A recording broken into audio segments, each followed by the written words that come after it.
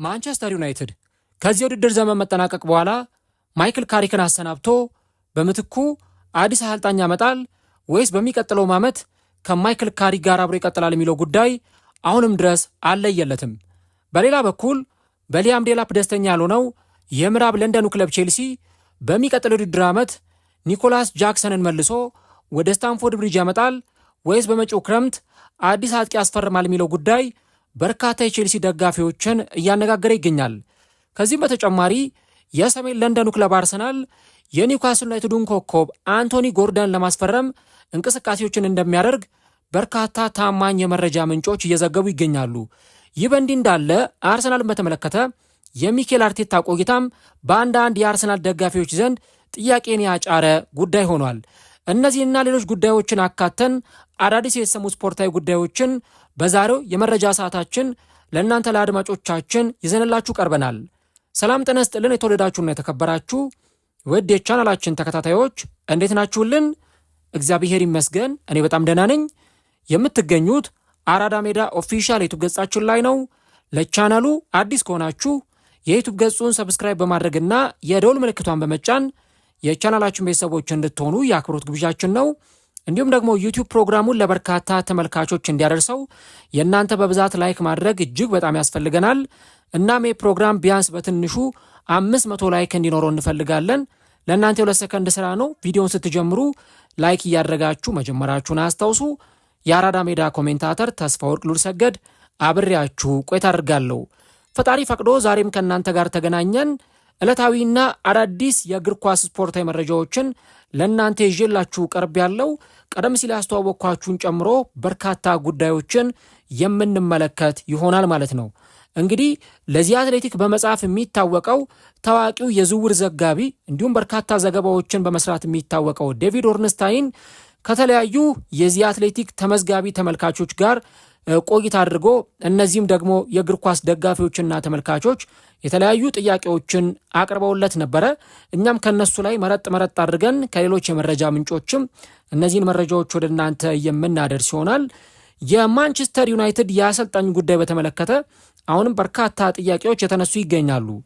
ማይክል ካሪክ የማንቸስተር ዩናይትድን የአሰልጣኝነት መንበር በቋሚነት ይረከባል ወይስ ደግሞ ማንቸስተር ዩናይትድ ሌሎች አሰልጣኞችን በአማራጭነት እየተመለከተ ይገኛል የሚለው ጉዳይ አሁንም ድረስ በርካታ የመረጃ ምንጮች እየዘገቡት ይገኛሉ። ነገር ግን ዴቪድ ኦርንስታይንን ጨምሮ በርካቶች እንደሚናገሩት በተለይም ማይክል ካሪክ ሩበን አሞሪምን ተክቶ ማንቸስተር ዩናይትድን ሲረከብ የተሰጠው ዋነኛው ዓላማ በሚቀጥለው ውድድር ዓመት ማንቸስተር ዩናይትድ የቻምፒየንስ ሊግ ተሳትፎን እንዲያገኝ ማድረግ ነበር እና ካሪክ በአሁኑ ሰዓት ይህንን ግብ ለማሳካት በጣም በጥሩ ሁኔታ ላይ ይገኛል። ይህንን ካሳካ ደግሞ በክለቡ የመቆየት እድሉ በጣም ሰፊ እንደሚሆን ነው እየተዘገበ የሚገኘው። እስካሁን ያመጣቸው ውጤቶች እንዲሁም ደግሞ በክለቡ ውስጥና በደጋፊው ዘንድ ያለው ተወዳጅነት ካሪክን በጣም ጠንካራ ቦታ ላይ ሊያስቀምጠው እንደሚችልም ነው እየተገለጸ የሚገኘው። በእርግጥ ቡድኑ ሰኞ ዕለት ከሊድስ ዩናይትድ ጋር በተደረገው ጨዋታ ላይ ሽንፈት አጋጥሞት ነበር። ነገር ግን ደግሞ የክለቡ የበላይ ኃላፊዎች እነ ሰር ጂም ራትክሊፍን ጨምሮ ማለት ነው ውሳኔ ለመስጠት እንደማይቸኩሉና የቻምፒየንስ ሊግ ጉዟቸው የት ጋር እንደሚያበቃ ለማየት እንደሚፈልጉ ነው ያስታወቁት። ማንቸስተር ዩናይትድ የቻምፒየንስ ሊግ ቦታውን የሚያረጋግጥ ከሆነ ካሪክን ጨምሮ በተለይም ደግሞ አሰልጣኙ ሊተኩ ይችላሉ ተብለው የሚጠቀሱ አሰልጣኞችም ዝርዝራቸው በደንብ ይረጋገጣል የሚሉ ዘገባዎች ይወጡ ይገኛሉ። እንግዲህ አሁን አሰልጣኙ ስኬታማ ሆኖ ይህንን ሲዝን የሚያጠናቅቅ ከሆነ በዩናይትድ ይቆይ ወይስ ደግሞ ማንቸስተር ዩናይትድ አዲስ አሰልጣኝ ያምጣ የሚለው ጉዳይ የማንቸስተር ዩናይትድን ኃላፊዎች ብቻም ሳይሆን ደጋፊዎችንና የቀድሞ ሌጀንዶችንም እያከራከረ ይገኛል። አንዳንዶች ማንቸስተር ዩናይትድ ከማይክል ካሪክ ጋር ቢቀጥል ለአሰልጣኙ ተጨማሪ እድል ቢሰጠው ክለቡን ማሻሻል ይችላል ብለው ያምናሉ። አንዳንዶች ደግሞ ማይክል ካሪክ ይህ ዓመት ካለቀ በኋላ ከክለቡ ቢለቅና አዲስ ልምድ ያለው ለዓመታት በእግር ኳስ አሰልጣኝነት የሰራ የእግር ኳስ አሰልጣኝ ማንቸስተር ዩናይትድን ቢረከብ የተሻለ ነው የሚል እምነት አላቸው ማለት ነው። ስለዚህ ይሄ ጉዳይ እንግዲህ አሁንም በማንቸስተር ዩናይትዶች በኩል በርካቶችን እያነጋገረ ይገኛል። ምናልባት ግን ዩናይትድ ካሪክን የማያስቀጥል ከሆነ እነ ቶማስ ቱሄል፣ ሉዊስ ኤንሪኬ፣ ካርሎ አንቾሎቲ የመሳሰሉ አሰልጣኞች ከማንቸስተር ዩናይትድ ጋር ስማቸው ተያይዞ ሊነሳ እንደሚችል ከዚህ ቀደም ሲዘገብ ነበር። ነገር ግን ደግሞ ቱሄል ከእንግሊዝ ብሔራዊ ቡድን ጋር አዲስ ውል ፈርሟል። አንቾሎቲም ደግሞ ትኩረታቸው በብሔራዊ ቡድናቸውና በዓለም ዋንጫው ላይ ይሆናል ማለት ነው። ስለዚህ ሌሎች አሰልጣኞችን የመፈለግ ስራ ይጠበቅበታል ማለት ነው። እንደ ጁሊያን ናግሊስማን ያሉ ሰዎች ወይም ደግሞ እነ ኡናይ ኤምሬ ያሉ ሰዎችም ከማንቸስተር ዩናይትድ ጋር ስማቸው ተያይዞ ስንመለከት ነበርና አሁን ባለው ሁኔታ እንግዲህ ማንቸስተር ዩናይትድ እነዚህን አሁን የጠቀስኳቸውን አሰልጣኞች ሊያመጣ የሚችልበት እድል በጣም እየጠበበ መጥቷል። ስለዚህ ማይክል ካሪክን ማስቀጠል አሊያም ደግሞ እንደነ አንዶኒ ኢራዮላ፣ ኦሊቨር ግላስነር ወይም ደግሞ ማርኮ ሲልቫ ያሉትን አሰልጣኞች በዝርዝር ውስጥ ማካተት ነው አማራጭ ሊሆን የሚችለው። ነገር ግን ዴቪድ ኦርንስታይን እንደዘገበው ከሆነ እና አንዶኒ ኢራዮላ ያሉትን አሰልጣኞች ማንቸስተር ዩናይትድ ከካሪክ ያስበልጣል ብዬ አላስብም። ምናልባት ዩናይትድ የቻምፒየንስ ሊግ ቦታን ካጣ ብቻ ነው እነዚህን አማራጮች ሊመለከት የሚችለው የሚሉ አይነት መረጃዎች ናቸው እየወጡ የሚገኙት። ያው ማንቸስተር ዩናይትዶች አሰልጣኝ ቅጥሩን በተመለከተ ከመጋረጃ ጀርባ የተለያዩ ስራዎችን እያጠናቀቁ እንደሚገኙ መረጃዎች አሉ። ነገር ግን ደግሞ እስካሁን የትኛውንም አዲስ አሰልጣኝ ወይም የትኛውንም እጩ ጠርተው ማንቸስተር ዩናይትዶች አላነጋገሩም። የክለቡ ስፖርቲንግ ዳይሬክተር ጄሰን ዊልኮክስም ሂደቱን እየመራ ይገኛል። ለቦርዱ ምክረ ሀሳብ የሚያቀርበውም እሱ ነው። አሁን ባለው ሁኔታ ካሪክ ተቀዳሚው እጩ እንደሆነ ዴቪድ ኦርንስታይን በዘገባው ገልጿል ማለት ነው። የማንቸስተር ዩናይትድ ደጋፊዎች ምን ትላላችሁ? ካሪክ ይቀጥል ወይስ አዲስ አሰልጣኝ ይምጣ? ኮሜንት ላይ ሀሳቦቻችሁን ልታስቀምጡልን ትችላላችሁ። ሌላኛውን መረጃችንን እንመልከት። የቼልሲ የአጥቂ ጉዳይና የአሰልጣኙ ሁኔታ አሁንም እያጠያየቀ ይገኛል። ቼልሲ እንግዲህ በክረምቱ የዝውውር መስኮት አዲስ የፊት መስመር ተጫዋች ያመጣል ወይስ ኒኮላስ ጃክሰን ተመልሶ በቼልሲ ማሊያ ሲጫወት እንመለከቷለን የሚለው ጉዳይ በርካታ ጥያቄዎችን እያስነሳ ነው። ነገር ግን ቼልሲ በክረምቱ የዝውውር መስኮት አንድ የፊት መስመር ተጫዋችና አንድ የማል ተከላካይ እንደሚያስፈርሙ እርግጠኛ ነኝ ሲል ዴቪድ ኦርንስታይን ዘግቧል። የሚፈርመው አጥቂ የግድ የ9 ቁጥር ተጫዋች ብቻ ላይሆን ይችላል። በተለያዩ ቦታዎች ላይ መጫወት የሚችል ሁለገብና ቨርሳታይል ተጫዋችም ሊሆን እንደሚችል ነው የተዘገበው እና ዴቪድ ኦርንስታይን ስለ ጃክሰንም ሲጠየቅ ኒኮላስ ጃክሰንን በተመለከተ እርግጠኛ አይደለሁም፣ በዚህ ዙሪያ ተጨማሪ ማጣሪያዎችን ማድረግ ይኖርብኛል። የቼልሲ ዋና ግብ በሀገር ውስጥም ሆነ በአውሮፓ ውድድሮች ላይ ወዲያውኑ ተጽዕኖ መፍጠር የሚችሉ ዝግጁ ተጫዋቾችን ማስፈረም ነው። ልክ እንደ ኮል ፓልመር እንደ ዡዋ ፔድሮ አይነት በፍጥነት ከቡድኑ ጋር ሊዋሃዱ የሚችሉ ተጫዋቾችን ክለቡ ይፈልጋል። ኒኮላስ ጃክሰንን ግን መልሶ ያመጣሉ የሚለው ጉዳይ እስካሁን ድረስ እርግጠኛ አልሆነም የሚል አስተያየትን ሰጥቷል ማለት ነው። የቼልሲ አሰልጣኝ ሊያም ሮዚነርም በተመለከተም በርካታ ጉዳዮች አሉ። አመቱ ሲያልቅ አሰልጣኙ ይለቃል ወይስ ይቆያል የሚለው ጉዳይ ማለት ነው እና ምናልባትም ደግሞ ልምድ ያሉ አሰልጣኝ ያመጣሉ ወይ፣ የክለቡ ስፖርቲንግ ዳይሬክተሮችስ ቦታቸው አስተማማኝ ነው የሚል ጥያቄ መነሳቱ አይቀርም። አሁን ባለው መረጃ የቼልሲ የበላይ ኃላፊዎች በሊያም ሮዚነር እና በስፖርቲንግ ዳይሬክተሩ ላይ ሙሉ እምነት አላቸው ተብሏል። እቅዳቸው ሮዚነር ቢያንስ አንድ ሙሉ ውድድር ዘመን እስኪያጠናቀቅ ማለትም እስከ 2027 ክረምት ድረስ አሰልጣኙን ላለማሰናበት እቅድ አላቸው ነው የተባለው። ይህ አካሄድ ቀደም ሲል ለኤንዞ ማሬስካና ለሞሪሶ ፖቼቲኖ የነበረው እቅድ ነው ተብሏል። ስፖርቲንግ ዳይሬክተሮቹም በቅርቡ አዲስ ውል ፈርመዋል። ቶተናሞች አዲስ ስፖርቲንግ ዳይሬክተር ሲፈልጉ የቼልሲውን ፖል ዊንስታንሌልን ለማነጋገር ሞክረው ነበር። ነገር ግን ቼልሲ ይህንን ሰው መልቀቅ እንደማይፈልግ ከዚህም በተጨማሪ ደግሞ ይህ ስፖርቲንግ ዳይሬክተርም በቼልሲ መቆየት እንደሚፈልግ ማስታወቁ የሚዘነጋ አይደለም። ስለዚህ ሊያም ሮዚነር ከቼልሲ ይለቃል ወይ ለሚለው ጥያቄ ከዚህ ቀደምም አንድ ፕሮግራም ሰርቼላችሁ ነበረ። አሰልጣኙ ከቼልሲ ይለቃል የሚል እምነት የለም። ስለዚህ ባለው አሰልጣኝ አዳዲስ ተጫዋቾችን አስፈርመውለት በዚህ ክለብ እንደሚቀጥል ነው እየተዘገበ የሚገኘው ማለት ነው። ቀደም ሲል ያስተዋወቅኳችሁን የአርሰናልን ጉዳዮች ደግሞ ከዚህ ቀጥዬ የምነግራችሁ ይሆናል። ነገር ግን የ3 ሰከንድ ፋታ ውሰዱና ቻናሉን ላይክ ካላደረጋችሁ ቪዲዮን ላይክ አድርጉት። ሰብስክራይብ የምትለዋንም በተን መጫናችሁን አትርሱ። የሮል ምልክቷንም ንኳት። መረጃዎቻችንን እንቀጥል። እንግዲህ የአርሰናልን ጉዳይ በተመለከተ አርሰናል በክረምቱ ሊሸጣቸው የሚችሉ ተጫዋቾች አሉ ወይ? እንደ ኤታን ንዋኔሪ፣ ሉዊስ ስኬሊ፣ ማርቲኔሊ እና ቤን ዋይት ያሉ ተጫዋቾችስ እጣ ፈንታቸው ምንድን ነው የሚል ጥያቄ ለዴቪድ ኦርንስታይን ቀርቦለት ነበረ። ዴቪድ ኦርንስታይንም ለዚህ ምላሹን ሰጥቷል። እስካሁን በዚህ ዙሪያ እርግጠኛ የሆነ መረጃ እንደሌለ ነው ዴቪድ ኦርንስታይን የገለጸው። ነገር ግን አርሰናል ባለፉት ዓመታት ከፍተኛ ወጪ በማውጣቱ በተለይም በባለፈውም ክረምት በርካታ ሚሊዮን ፓውንድ ኢንቨስት ያደረገ ክለብ ነውና በዚህ ክረምት ተጫዋቾችን መሸጥ ለክለቡ የፋይናንስ ሁኔታ በጣም አስፈላጊ በመሆኑ ምክንያት አዳዲስ ተጫዋቾችን ከመግዛት በፊት ተጫዋቾችን መልቀቁ እንደማይቀር ነው ዴቪድ ኦርንስታይን የዘገበው። ስለዚህ ከክለቡ ለቀው የሚወጡ ተጫዋቾች እንዳሉ ገልጿል። ከዚህ ቀደም እኛም መረጃውን እንደዘገብነው ስማቸው የተጣራ ተጫዋቾች ነበሩ። እነ ቤን ዋይት፣ ማርቲን ኦደጋርድ፣ ማርቲኔሊ የመሳሰሉ ተጫዋቾች ቢያንስ ከነዚህ ውስጥ አንድ ወይም ሁለቱ ክለቡን ለቀው ሊወጡ እንደሚችሉ ሲዘገብ ነበረና አርሰናል ዋና ተጫዋች ከማስፈረሙ አስቀድሞ በክለብ ውስጥ ያሉ ነባር ተጫዋቾችን እየለቀቀ የፋይናንሱን ሁኔታ ማስተካከል ይፈልጋል የሚሉ መረጃዎች አሉ። ከዚህ በተጨማሪ ግን የአንቶኒ ጎርደን ሁኔታ አሁንም ድረስ በበርካታ ክለቦች ራዳር ውስጥ እንደሚገኝ ነው የሚያሳየው። አርሰናል የፊት መስመሩ ላይ አሁንም ሌላ አጀስትመንት ይፈልጋል።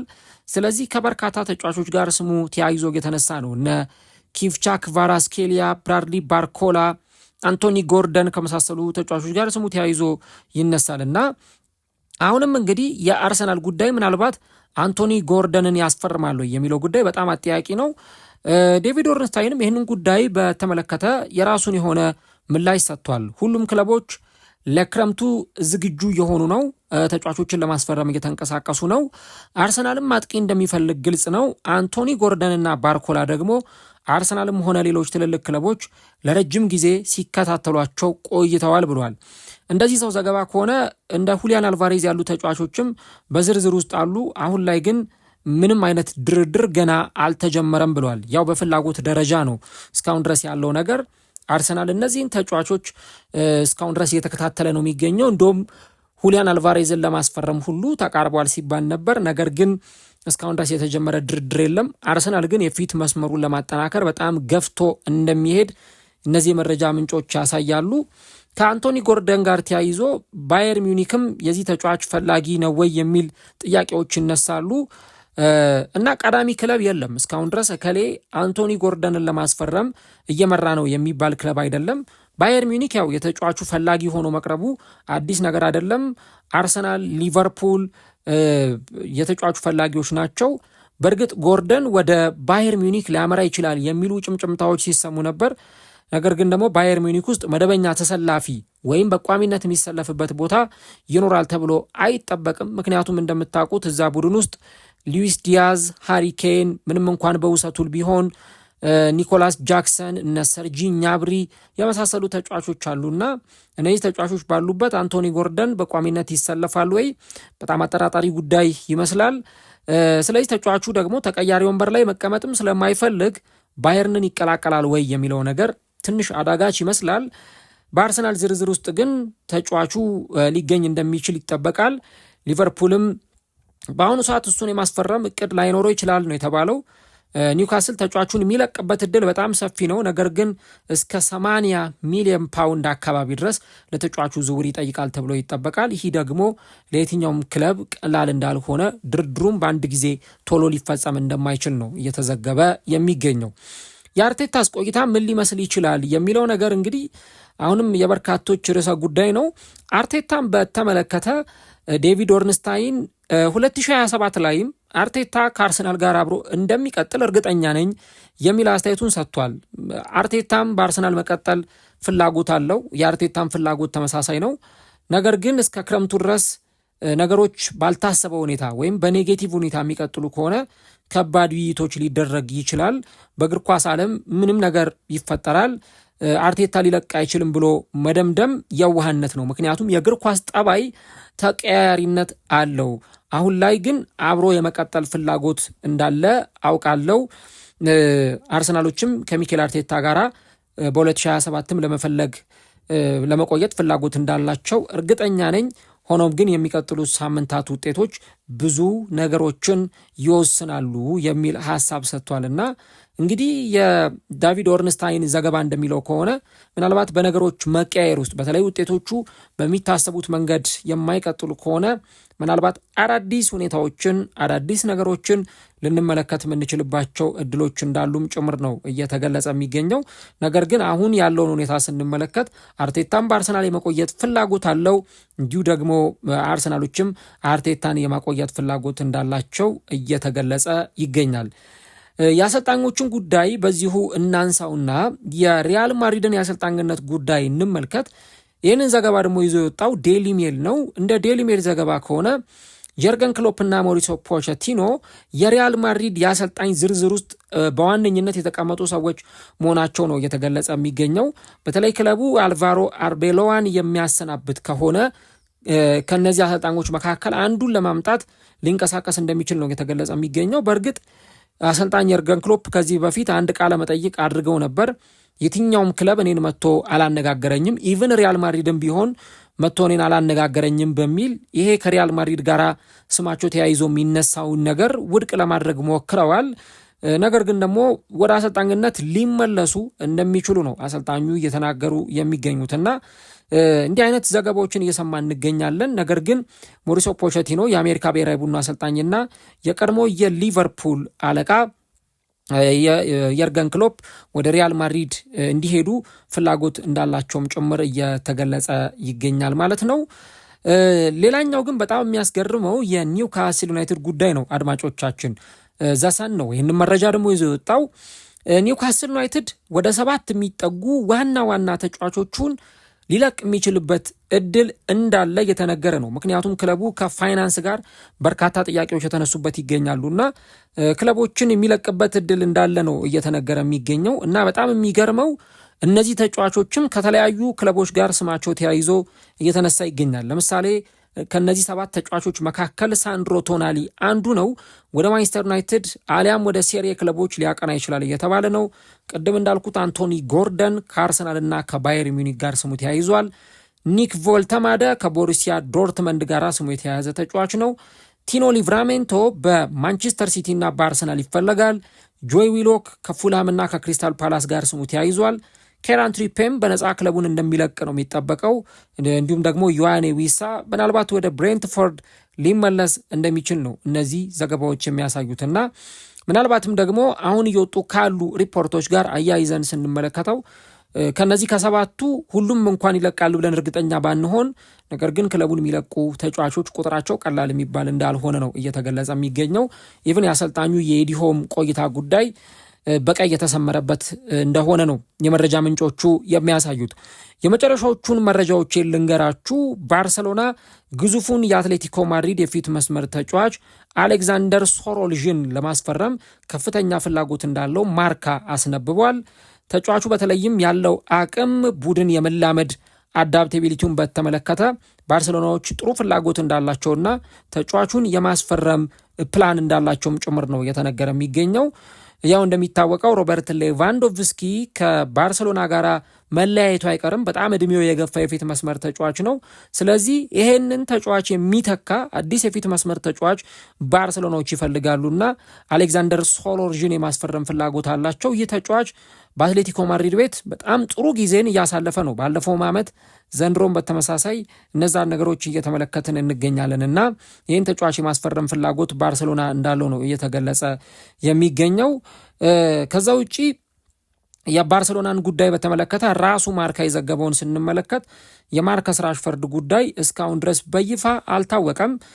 ተጫዋቹ ይቀጥላል፣ በቋሚነት ለባርሰሎና ፊርማውን ያኖራል ወይስ ደግሞ ባርሰሎና ተጫዋቹ ሊለቅ ይችላል ወይ የሚለውን ጉዳይ እስካሁን ድረስ በእርግጠኝነት እየተገለጸ አይደለም። ነገር ግን ባርሰሎና ተጫዋቹን በቋሚነት ማስፈረም የሚፈልግ ከሆነ በ26 ሚሊዮን ፓውንድ የተጫዋቹን ዝውውር ቋሚ የማድረግ እድል አለው። ያንን አማራጭ መጠቀም ይችላል።